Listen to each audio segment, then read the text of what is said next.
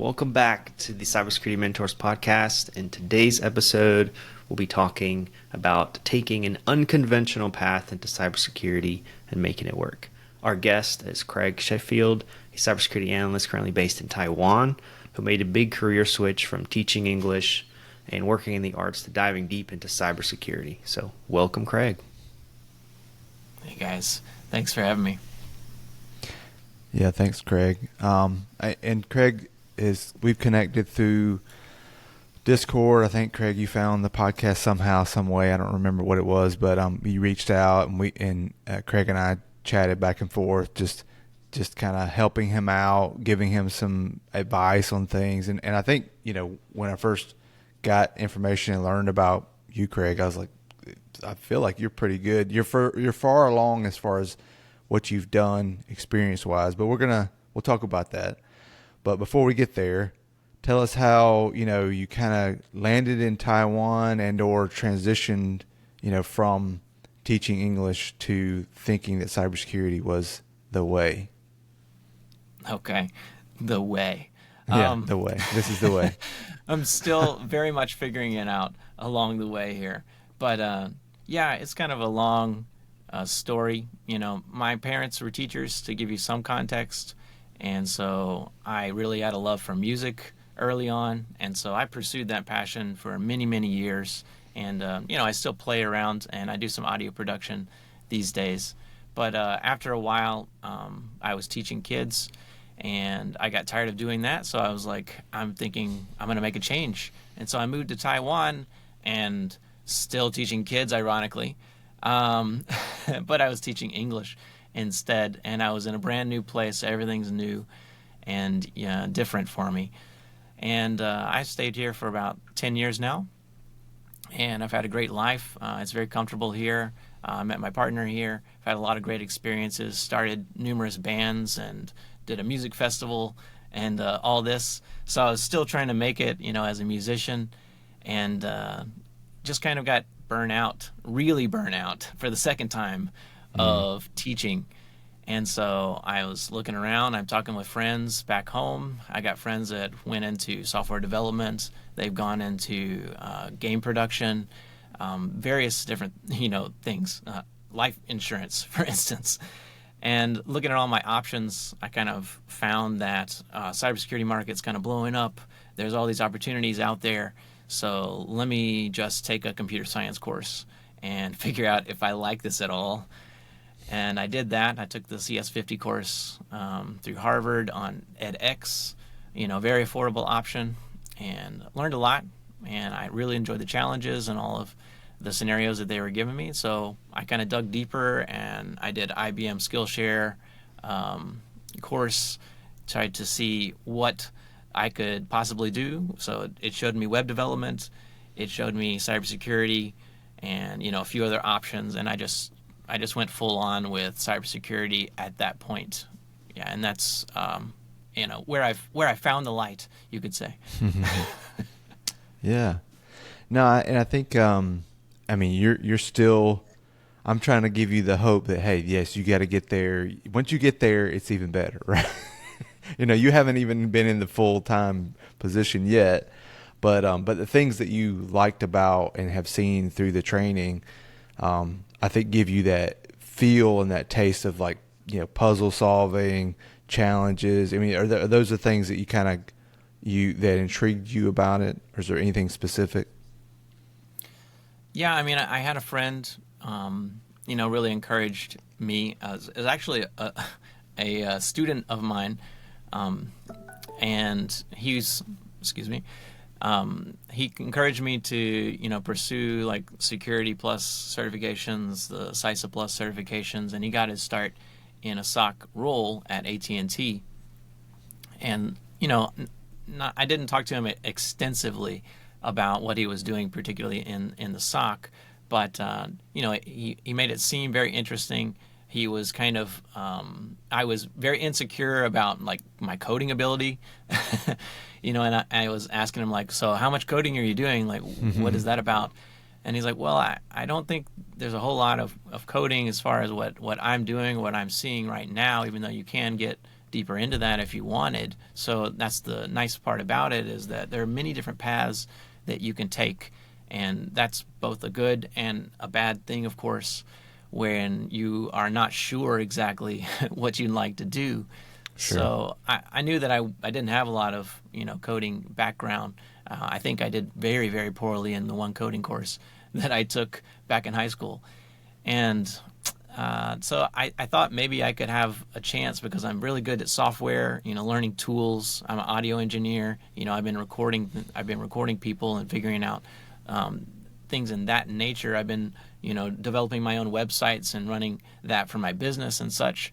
So I like tinkering with things, and it seemed like that's pretty much all technology is tinkering with things indefinitely, and things are going to Yep. break, and then you're going to figure out how to make it work. And then I also I feel like I have strong integrity, and I like justice. I like to see things done correctly, or I don't want to take advantage of people. And so cybersecurity felt like a natural fit in that aspect as well, and especially because I'm kind of tracking toward blue team work right now. So, defending people and their data and just tinkering with technology, it sounds like a dream, really. Yeah. Well, those are a lot of the reasons why I love it. Definitely. I'm curious though, what kind of music? Now, that was one of the things I thought about. Like, what kind of music do you play, or what your bands have played? Okay. Yeah, interesting. So I was classically trained. So I played in lots of wind bands, orchestras. I played marching band. That was kind of my big thing. I used to teach for the Blue Knights Drum and Bugle Corps, and I got really, really into bass drumming. So that was my thing. I've always been a drummer. I'm a percussionist. But so it kind of left me at odds with what do you like exactly? Because I'm a drummer. I don't always listen to things the same way as other people, and I would say I just don't do things like other people sometimes. So I listen to like interesting rhythms. I used to listen to metal music, a lot of like Meshuggah, death metal even, and then I kind of got tired of that. I went into jazz for a bit, and then I started my own bands, and I was studying I guess Middle Eastern music, for lack of a better word, but Arabic music. And so I started like a band that played world music. We were just grabbing songs from all over the globe, and then we were performing them with various instruments. And then I started a duo here that was kind of more electronic based, playing pop music, but we were using samples and loops and acoustic instruments as well. And then I started a huge project which kind of burnt me out, which was basically Afrobeat music, doing that in Taiwan for a little bit. So all over the place, really. Yeah, all over the place. Yeah. Yeah, very cool. So Yeah. how has it been living in Taiwan? So for us Americans, how has it been for you?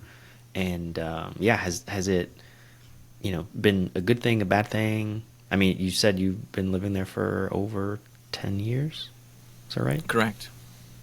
Yeah, I mean, like I said, it's hard to complain about my life here. It feels, I guess being from the States, not particularly from a well-to-do, background, but, well enough for sure. And being from the U.S., I think we're privileged in a lot of ways. And coming here, I definitely felt very privileged as well, because you can come into Taiwan and not really have anything but a bachelor's degree, and you can find work as a foreign language teacher here, and that it pays fairly well. I would say, better than minimum wage back in the States, that's for sure. And you kind of have a light schedule.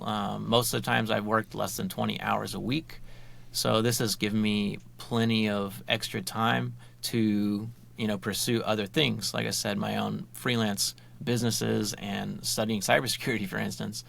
So, and I have enough income because everything is very affordable here in Taiwan and very convenient on top of that.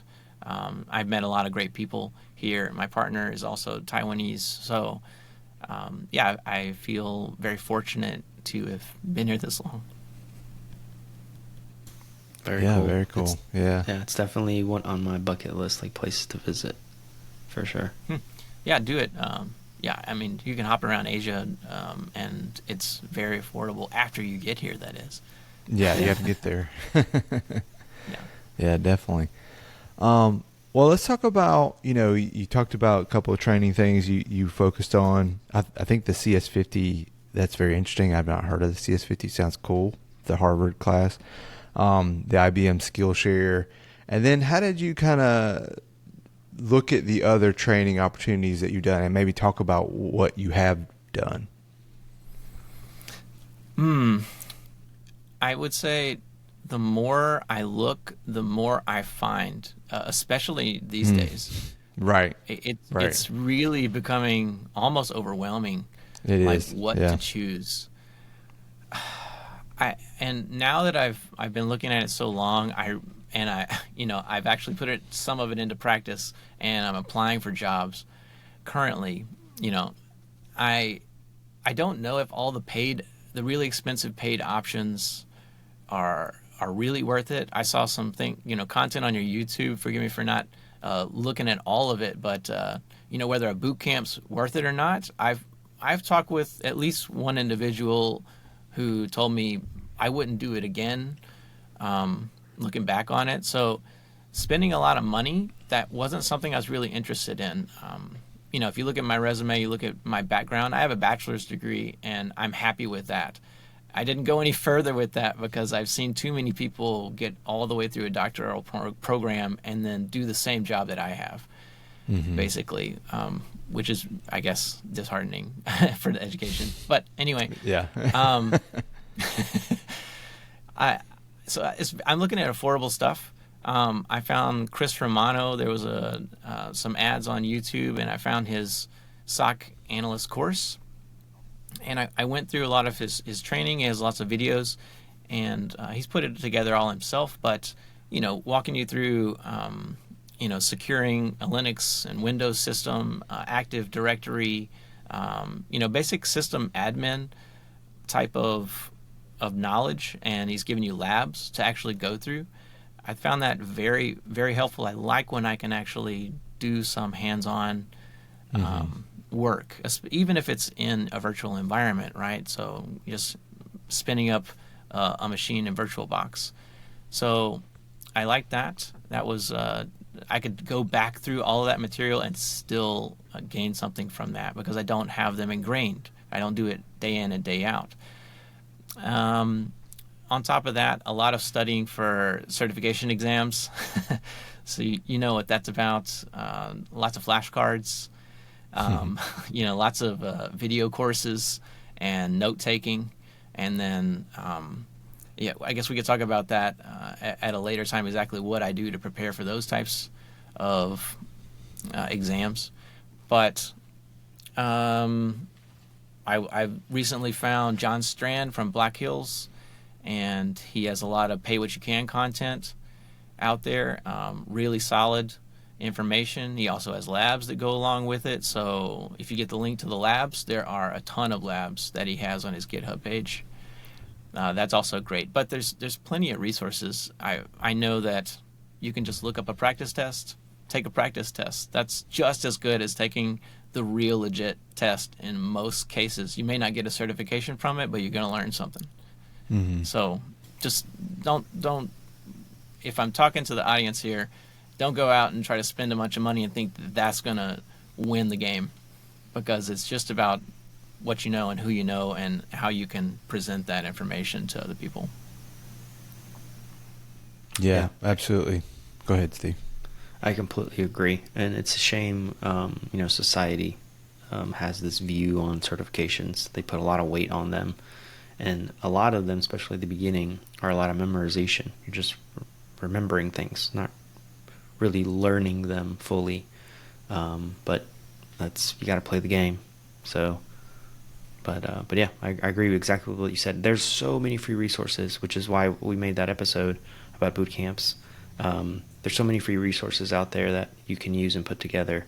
But that's also the hard part. People are unsure, especially when they don't know coming in brand new, they don't know what's good content. They don't know what they should put together. So that's hopefully where John and I in this podcast, we come in and kind of give somebody a clearer path, make things a little bit easier for them to go and tackle it. And but yeah, I completely agree.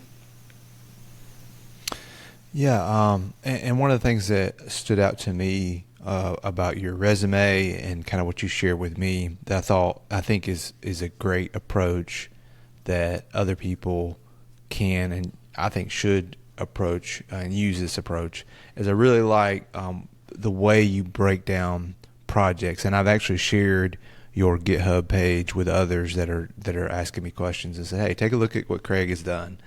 And what I like about it, if you look at it, it really breaks down these labs that you have walked through and built and run through, and even with a video to some of, at least a video, maybe more, that you've used to back this up and say, if I'm a hiring manager, I can go look at your project page and I can see, okay, you built an elk stack environment that used elk to do SOC-like work, right?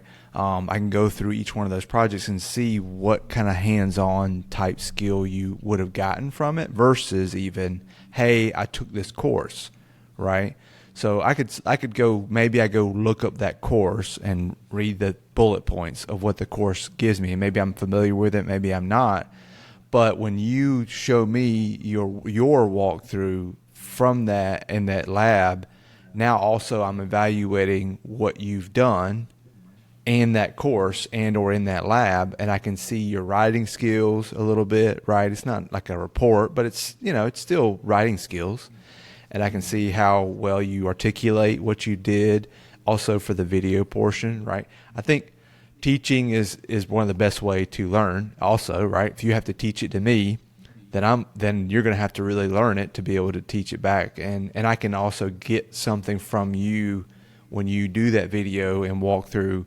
I can learn a lot about how you teach and how you share information and how you share information that you're also learning. So I think those are awesome, right? It take extra work. They take extra time. They take, you do have to learn it to make sure if you're going to record it or teach it, then you know what you're talking about. But over than just getting the resume, then now I can add this to your resume, which is a good resume even on its own. But that's where I've said, and I said this earlier, I think that you, from your skill set, you are definitely ready to start a job. I mean, I haven't done a full interview with you, but I feel like based on what you've given me and what you've shared through the video and the projects, like, okay, I think Craig is ready. Like, he's got the skills to jump into a SOC type job and hit the ground running, even from most people maybe have got Security Plus or maybe they've got CISA Plus. The things you've also added to your resume give me more confidence that I feel good about where you are, because you may not even get in an interview where they're going to throw you through a ton of scenarios to see what you would do and how you would operate, right? But with this additional information, it just gives me more details about, okay, I can see where he's walked through this. He's used Elastic. He's actually done a video on Elastic, right? He's worked through Elastic. Here's how he's used it and learned from it. So what I think the question is like, how did you think about adding that out? That's unique in what I've seen. Most people are just doing a resume. So how did you come up with adding that additional? Yeah, I mean, if you're out in the job market right now, you know that it's very competitive. There's not that many entry-level jobs probably, and there's a ton of people that are really trying to get them. So trying to stand out from everybody else, it's very hard. And the resume is one aspect of that, because you have to get through that automated system. What is it, the ATS system, where if you don't have the right keywords, sometimes you're going to get tossed out if they're using that. Like you said, you get so many applicants that are sending you resumes. If you're not at the top of the pile and you tick those boxes, you don't even get thought about, really. So, putting projects up up higher because, I don't have the background, I don't have the experience, help desk experience or whatnot, which is another recommendation I think people don't give enough, but even though I do hear it quite a lot, just getting some kind of tech experience. I don't have that. So I was finding ways to offset that deficit, that gap that I have. So doing the projects just seemed natural. And then once I put the project up, it seemed like a waste if I wasn't going to tell people exactly what I did in that project, because nobody's going to know what you did unless you tell them explicitly what happened. So, I'll tell you the hack that I used here that other people can use.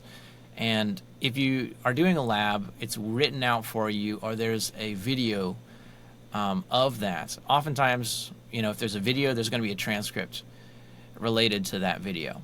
So you can use that transcript, you can use the write-up, you can drop it into one of your favorite AI tools you choose, and it will give you a very clear outline of everything that is in there. Now you need to go back through and make sure that it doesn't make stuff up or add things that you didn't really do in there, but it's going to help you, get you 80% of the way there. And then you just need to go back and take your screenshots, take some kind of proof that you actually did walk through that. I see too many people writing Medium blogs, and it's all text. They're not showing you anything. Sometimes the information is completely useless. It's not interesting to anybody. I don't even know if a hiring manager would find it interesting. It's like they copy pasted a walkthrough. They're not giving you any insight. So, I need commands in there. I want something, a screenshot that you did this. I think is very helpful. It shows that you really, put some effort into it. And then sometimes I'll take it even further, and I think this is what you were talking about with teaching other people, is I'll walk through with a video. And oftentimes that's after I've already finished the lab. I might be at TryHackMe room. It's something in that vein where I've already finished that thing and I kind of know what I'm doing, but when I start making the video, I find that I really have to figure out how am I going to talk about this, how am I going to say this, and how am I going to go through this process in a way that doesn't waste everybody's time or bore them or I get stuck in something. So I have to work out all those kinks for myself, and it helps me learn it, and I think it again further demonstrates that I have that skill, I have that ability, and I can communicate that, which from what I hear is very important. Yeah, no, absolutely. Steve, any thoughts on that or his resume? Yeah, no, absolutely. So yeah, looking at your resume, solid. I agree with what John said. I would love to see kind of what jobs you're applying to, and kind of see what, kind of what you're doing in terms of, are you tailoring your resume a bit, or is it just kind of just one master resume that you're using across the board? But other than that, I think you have a pretty solid background already, and all these extra things that you're doing to set yourself apart. That is very unique. I, as a hiring manager, if I see that come across my table, I will definitely be giving you some brownie points there, for sure. Especially if there are videos where you are going through and explaining something or teaching something in a way that is really how a lot of people learn. You don't really, I feel like you don't really fully understand something unless you're able to teach it to someone else. But anyway, that's just my thoughts. But yeah, this is pretty cool. I did have one question. Are there any projects that you've done that you would say are your favorite, and kind of why? So I don't know if you guys have heard of a YouTuber called MyDFIR. Anyway, he does a lot of content. He even has some course, I believe, out there for SOC analysts. But it's free content, and he'll walk you through a lot of projects. And one of those, I remember, I think it was, it actually wasn't involving the elk stack. That was a complicated project that I did put together from him, I believe. But the one that I kind of remember more was using Lima Charlie, an EDR solution, and then using Tines to connect that to Slack and email notifications. So basically, it's a SOAR project where you're working in the cloud, you're setting up servers, you put a listener on a machine, it feeds into Lima Charlie, that will be sent out through Tines to send an email message and a Slack message that an analyst can then click on, and they can go to a ticketing system. I believe was a separate part of the project, is setting up a ticketing system. And so you can go through that ticket, you can click a link and then click a button, and it would actually lock the machine. It would close off network connections. And I thought that's just cool. Like I didn't even know I could do that. And so when I did that project and connecting all those dots and working with Lima Charlie, it's pretty cool too. So yeah, I really thought that was my favorite, just because there was so much automation involved. Yeah. Very cool. That's very good. Yeah, we are automating as much as possible, right? Because the threats and malware, quote unquote malware, maybe it is malware, maybe it's not, but they are automating their steps to get access, start pillaging, start moving, doing reconnaissance, and then potentially moving laterally. So it's a race to automate our side as much as that we know they're automating their side. So those skills are super important. Cool. Well, I'm glad. Seems like my time wasn't wasted there. And no, I guess for sure. To speak back to the idea of, you were saying in my tailoring resumes, I've paid some money to some people, whether it be like interview coaches and then other mentors who have coached me through the process of tailoring resumes to different job applications. So I absolutely do that, by the way, Steve. And I think it's something you kind of have to do. You don't want to go too far with it, of course, and say that you did something that you didn't do, but you can massage the wording so that you're more closely aligned with the wording they're using in the job descriptions. And again, I'm going back to AI tools. Like, it's the all the rage these days, So use it. Drop that job description in there, and then go ahead and put your resume. And I go a step further. This is another mentor, Michelle. She told me to make a master experience list, and I've got one document that has everything that I've done over the course of all of my experience, and it uses that as well to tailor the resume and a cover letter if I ask it to later. And that's how I'm applying to jobs. But I'm all over the place with job applications, man.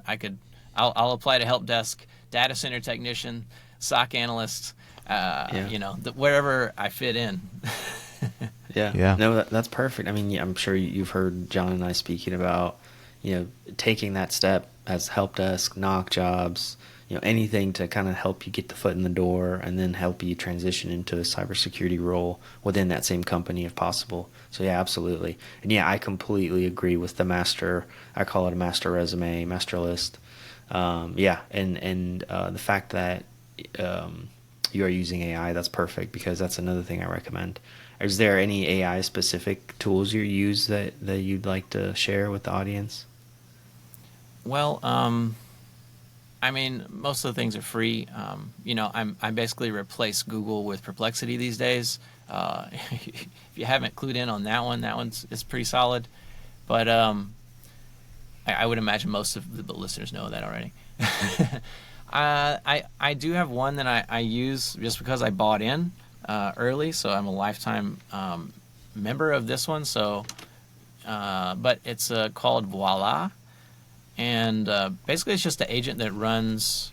It's fetching. You can connect to whatever source you want if you're gonna pay for it, and you can use Claude or you can use ChatGPT. And then I can save custom prompts in this, so I can just call it up with a keyboard shortcut, for instance, and then I can choose a persona. So I have a couple of personas. I have a cybersecurity mentor. I have a personal assistance mentor. Like these things have certain parameters to make it speak differently, basically. Yeah. And then I have custom prompts that I've already saved in there. So if I wanted to summarize a YouTube video, I can drop the YouTube link in there and just bam, it'll summarize that YouTube video based off the transcript. If I wanted to tailor a resume, I will say, be my resume consultant, and then I drop the resume in there, and I give it the job description, and it'll do that for me. So it's a very handy tool that I've been using, just because I don't have to have a web browser open, so I can just pull it up and drop it away whenever I want. Awesome. Yeah, that sounds really cool. I'm gonna have to check that out. You said it was Voila? Voila, yeah, like magic. Voila. Yeah, like magic. Voila. Awesome. Well, let's pivot to one of the things that I'd asked Craig about, because he had mentioned that he was going to go through the certificate, the new certificate from TryHackMe, the Security Analyst Level 1, SAL1 or SAL1, however you say it. And when he talked about this, I was like, it'd be a great, because it's the new rage, just the new hotness, be great for Craig, who, having gone, seen what you've done and some of these experiences, you've trainings you've done and certificates, to get your take on it, maybe versus my take, who I might have a different perspective on it, as somebody who's learning and trying to see, like, hey, is this going to help me prepare me for a job in a SOC type position? And just I guess to start out with, how did you decide maybe to give it a shot and or to try it out, and what's your experience been with it? Well, that's easy. They gave me a free voucher to take the exam. I mean, exactly. Yeah. I was already on the platform, though. I'm not going to throw shade on TryHackMe, even though, full disclosure, I failed both attempts at the exam, and we'll talk about that because I have a unique perspective here. I'm not a SOC analyst, as everyone knows, but I've been doing a lot of research and a lot of studying, and so I'll talk to you guys and ask you some questions as we talk about this. But yeah, they gave me a free they gave me this because I'd already finished the CISA, I call it CISA, but the CISA, whatever, CYSA plus, and yeah, I'm in a community. Station X as well. I do, some mentoring or some study sessions in there. I'm talking with other guys, and one of the guys in there is like, "Oh, I just took this exam and it was great," and he loves TryHackMe, and I've probably been a member since last June or July, and I hadn't played with it very much. I had just started going through the SOC Level 1 material. And so I maybe was 25%, finished through that learning path, and that's a deep learning path. There's a lot of content there. They have a lot of good content, and it's very fun, beginner friendly. So yeah, there was another guy that's also said inside of my community or Station X, we decided we're going to kind of hook up, we're going to talk about it, and we're going to make a plan. So plan was, you got 2 attempts at it, and we had through the end of the month to get it done. So I had to take this exam by the 31st. Oh, they gave you a timeline. Yeah, March. Okay, March. Yeah. Okay. So basically, cram it in now or pay later. I got you. So there we were, and he has a little bit more of an IT background. Doing like database administration. Me doing a lot of studying in this area, but not having a lot of experience. So we talked about it. We went through some of their training materials because the other friend of ours said you should bone up on Splunk because you're going to be using Splunk. So we went through their Splunk rooms, and then we decided we were going to do some of their SOC simulations. And they just released that as well, basically almost the same time they released their certification, maybe a few months. They did. Prior. But really there's only I think it was pretty close. Yeah, I think it was really close. Like they released the SOC and the certificate like really close. Right. So there's only 2 scenarios that I can recall, and I think it's still true now, unless you're on a business plan, I guess, or maybe you can pay extra. So there's 2 phishing scenarios that you can go through to kind of get a feel for what that environment is like. And we both went through those, and we didn't do very well our first attempts through those simulations. Like, we both failed those, and then we took it again, and we knew what we were expecting. I should say, we knew what they were expecting of us. Sure. So we did better, right? So yeah, you learn. But so I took my first attempt maybe 3 weeks ago now, and you already know that I failed this, but the reason why I failed, I'll just jump to this kind of, is I didn't close out all the true positives in the allotted time. Okay. And because I didn't close out the true positives, they scored me with a 0 for 2 portions of the test, which is 80% of your score. So wow. I did miserably my first attempt, to say to put it nicely, I guess. But so I definitely learned something from that. Yeah. Well, let me pause you there for a sec. So, and we don't have to go and reveal anything that that you're not supposed to about the questions or anything, but just generally, for instance, or the scenarios or similar scenarios, is that you have Splunk, right? You have this data, you have log data from an incident or incidents, and you're mining or analyzing the data that's in Splunk to try and find what happened, maybe all the W's, right? What happened, how it happened, where it happened, when it happened, right? Yep. And is that what they're saying as far as the true positives? Like, you missed all the indicators that you should have, like source address and source attack vector and those kind of things. Like, when it says you missed all the true positives? So the way that I understand that it's being graded is you're kind of scored on, did you mark this as true or false positive? Okay. It's I think it's heavily weighted on that aspect, and that's largely where I failed, to tell you the truth. And then they're also scoring you based on whether you escalated the incident or not. And then they're also scoring you, which must be AI, scoring you on the report. Did you answer those 5, like all of those who, what, when, where questions, right? Yeah. Based on the report that you submit with each alert that you receive. I did need to do some digging in Splunk, here and there, just to confirm something. But you can tell me this, like, are your hands kind of tied? If you're in a level 1 position, you're probably not able to see very deep into the information. Like, in one scenario, not to be too specific, but you can't see the content of the emails, for instance. So like that was something that was blocked out. You couldn't see what was going on inside the email. You just knew that it was from this sender, this IP, and you could do research, OSINT research, basically. Is this malicious or clean or benign? Okay. So is that kind of typical?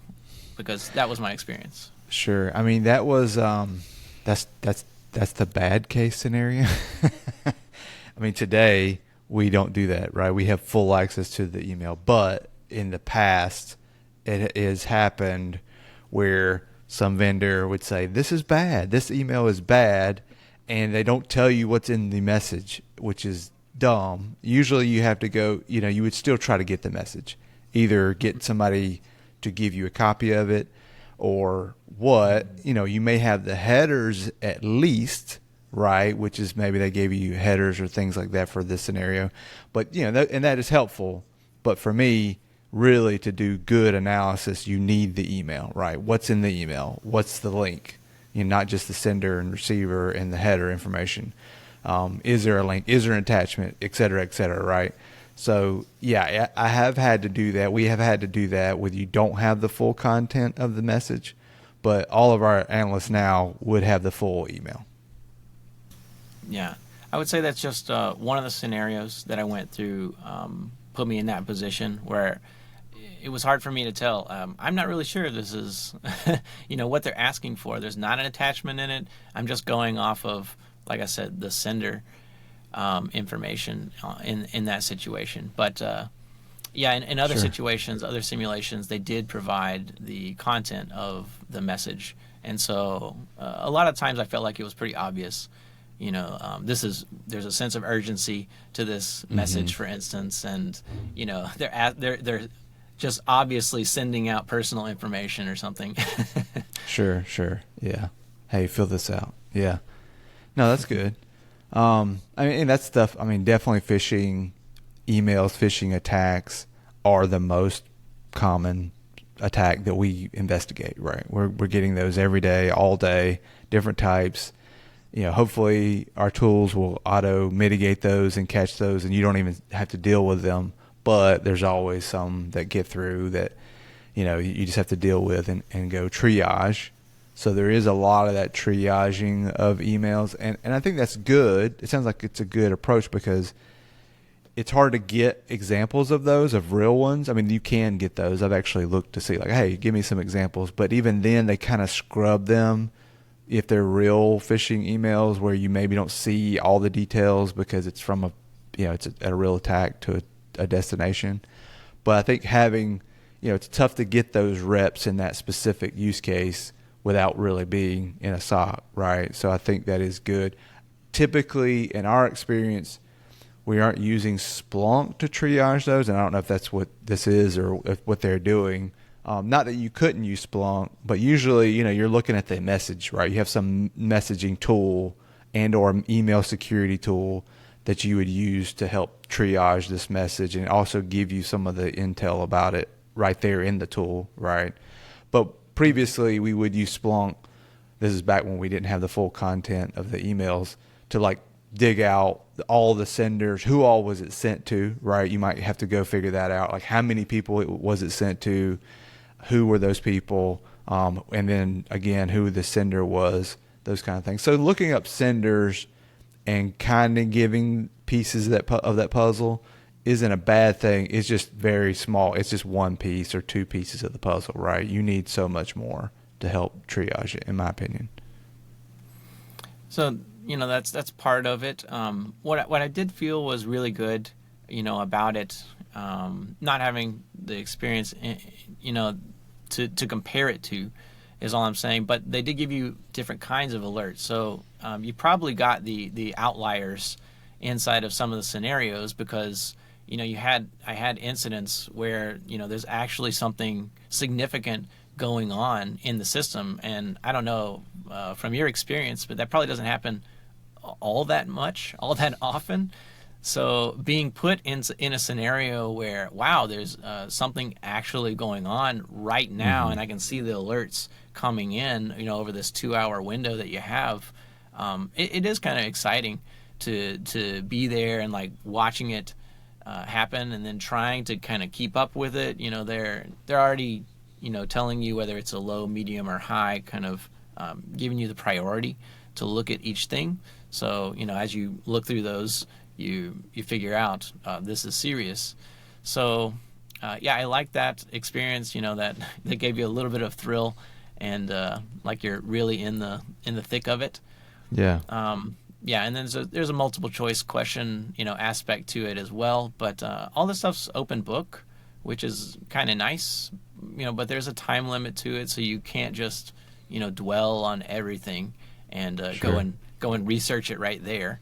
So, you have to pull some stuff out of your head, and definitely trying to write the reports. I don't think there's anything wrong with using AI tools to write those reports as well. If you got a well-formatted kind of thing, they're going to give you the alert, and you can absolutely copy-paste that kind of information into your favorite AI tool, and it'll help you write the alert report for you. So, you just got to make sure that you escalate it and you categorize it correctly. Gotcha. Yeah, Steve, any questions? Yeah, so you took it twice, right? Yes, sir. Okay, so on the second time, how did it go compared to the first? I have to say, like, the multiple choice questions, I pretty much did, it was almost identical. I definitely missed some, but, fairly well. I've taken other multiple choice questions, tests, so not an issue. The different scenarios they give you are slightly different. You're still going to get, I think in all of them, I had phishing attempts, probably, I think all 4 scenarios. And then certain scenarios were more geared toward maybe like brute force attacks. Others maybe it started out that way and then it moved, into exfiltration. It went even further. And the environments that they gave are, I'm sorry, I'm not talking specifically about the second attempt. I'm just saying that each scenario was quite a bit different, and you can't really approach it differently. I'm tried to learn what I could from the first time, going through the simulations, but it's all different, and I think that's a good thing. It's very practical, but it also makes it frustrating as someone who likes to do well on things. How do I improve on this when they're going to give me a different scenario each time? And, I might need a little feedback. And that's what I was supposed to get by failing the first time. They were supposed to give me those scores, but I got nothing from the scores. I don't know how many true positives or false positives I misclassified. And I don't know the escalation scores. They didn't give me any feedback. I believe they're going to change that scoring system going forward, but I'm not sure when that's happened. I don't even know if that's been officially announced yet. I've seen it unofficially announced. But, I wouldn't say I approached it any different. The second time, I was feeling uncertain the whole time I was doing it because there's lots of information that you need to ingest from the the environment, the staff that they had working there. Each one of those was different every time, so you had to kind of frame everything in your head and then look at the alerts come in and then classify and escalate based on what you knew from maybe the previous SOC analyst told you. They gave you a little note telling you that, hey, this is happening, don't worry about it, or it's normal, so let it slide. Interesting. Are you planning on taking it again? I'll probably wait. I'll wait a while. I'll see, where everything shakes out. If I start seeing it on job listings, well, yeah, I'll take it again. If I don't see it on a job listing and I just have some extra time and extra, money lying around, why not? Give it a shot. I mean, like I said, it is kind of fun. I just spent 9 hours going through those exams, though. It's a lot, so you have to kind of block out a significant amount of time for it. So not anytime real soon. I'll go back to my labs. I might do some deep dive into Linux here soon. Yeah, no, that's cool. I think what it sounds like the positives are, they're trying to give you an environment that is like a real SOC-ish, and it's hard to do, right? How do you do that? And yes, the data and the incidents change, but if you're trying to learn from those experiences, I think that's the only thing I would say about TryHackMe, which I love TryHackMe as far as hands-on, right? Is you don't get that feedback through most of the stuff, right? It's just here's your scenario, here's your room, right? Go work this room, and even then, when you get stuck, now they have the AI helper. I don't know how good it is, but if you get stuck, you got to go find somebody or go Google it or something, right? Find some help, but you don't have that help to guide you and like, hey, well, here in this situation here's how you can work your way through that problem. So I think feedback.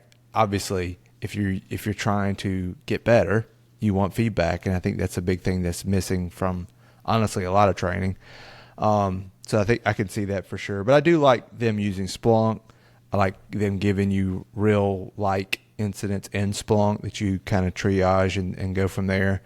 That's something that, is real and is a good skill to bring to a SOC. But, in order to get better, you need more of those incidents and you need more feedback, I think. Yeah, and maybe, and I'm curious what you think about this, if it was like, hey, I don't know how much training they give you before you actually go forth with the actual exam prep. I mean, do they go through and train you before you were to get ready to do the exam? I mean, how is it situated? I guess another, like tick one of their boxes is they recommend that you go through the SOC level 1 material. Okay. And they do give you access. So if you aren't a paid member of TryHackMe, you can't have access to all the rooms, right? But if you pay for the certification exam, I believe they give you currently they're giving you like 3 months access to all of their rooms. Okay. So you could try to like squeeze in all that stuff, depending on how much time, what your life's like. Right. It's a lot, though, like I said, a lot of material. Yeah. But they do kind of help you by saying there are a few highlights that you really should look at. And there's some rooms, some challenges that they have. And so you could try those if you really wanted to skip ahead, you could try those challenges right away. Figure out if you didn't know how to do something in that, then you need to backtrack and check out, some of the stuff leading up to that in the other rooms.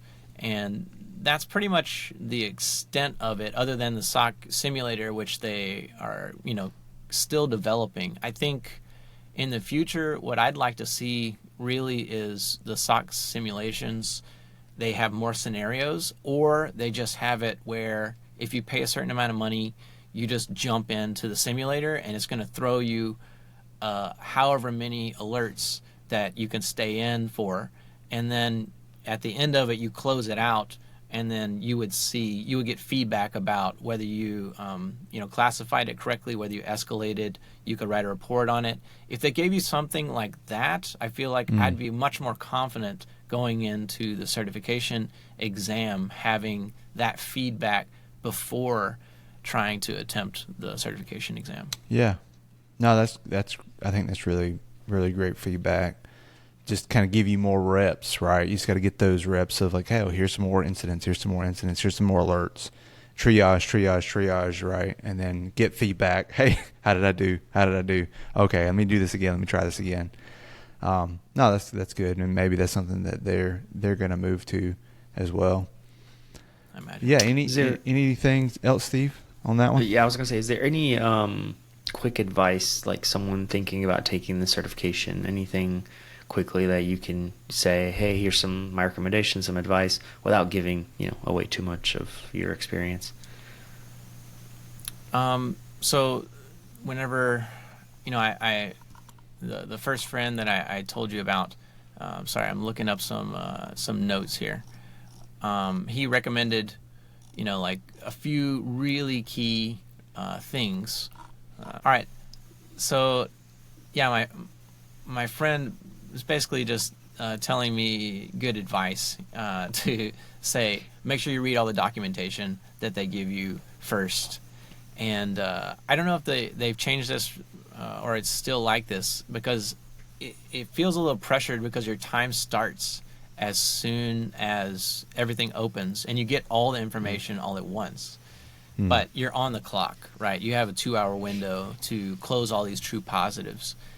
And in that same amount of time, though, you have to, like I said, ingest all that information. So it's very important that you understand that environment that you are working in. So whether that be the IP addresses of the different office workers, there may be different network segments that you have. Just get a feel for that. However that helps you might need to write it on a piece of paper, draw a little diagram, because they're just going to give you text. Sometimes they might give you some infographic, like, draw out. But, make sure you understand that. And then if there are any notes, those can be important. Make sure you pay attention to other SOC analyst notes.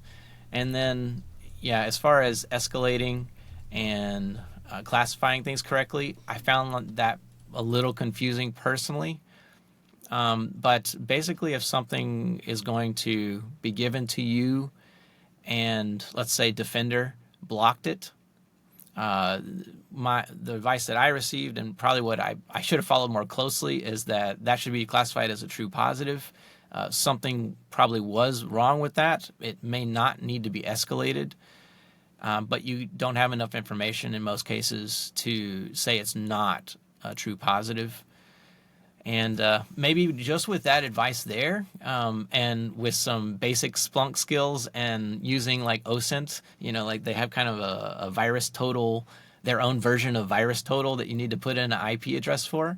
Between reading the alert, understanding the network environment, and in any notes from any SOC analyst that might be like a dead giveaway, if something's blocked, it's probably going to be a true positive. If it looks very suspicious, it's going to be a true positive. And if you can tell that something is nasty has happened, you're going to need to escalate it as well. That's probably as much as I can say about it, though. Yeah, no, that's great. Yeah, I think that's great. So if anyone has taken it already and has similar experiences, would love to hear about it. If there are some people that are thinking about taking it or prepping to take it, these little key insight things could be very, very helpful. So I appreciate it. Cool. Glad to share. Yeah. No, thank you. Yeah, that was great. Very helpful. And I'm actually curious to go play with it a bit more now. I think they gave me a free voucher, but it may have expired too. We'll see. Maybe I can go and play with it and try it out. Maybe they'll do another round of that. You don't know. Yeah, maybe. Any last things on it? Any last information that you would like to share about it? I don't think, we don't need to beat a dead horse here, but as always with everything, you need to weigh your options and look at everything from kind of like a bigger perspective. So don't just take the certification exam because you think it's going to get you a job. Right.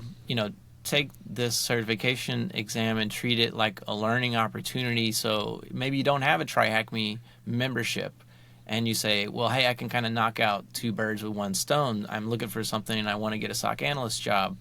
Then it might be a good idea to possibly pay that money for that certification exam, go through 3 months of training on TryHackMe, like get the most you can out of that money spent, and then make those attempts and, make that post at the end when you're like, I got it, guys. I did this thing.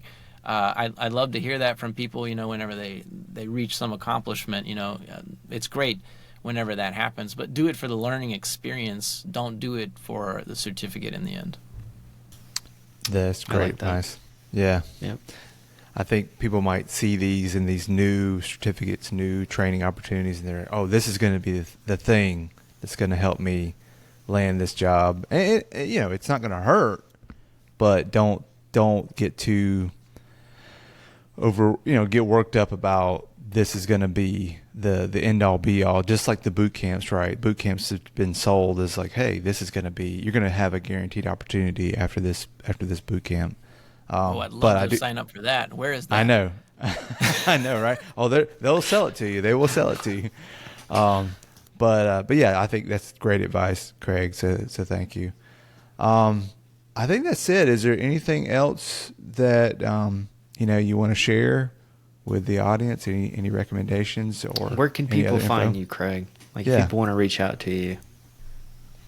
I had a podcast for a little while. It's still floating around out there. If you want to listen to some friends of mine and some people that I ran into, it's called Field Talk. You can go listen to that. You listen to a podcast already, right? Yep.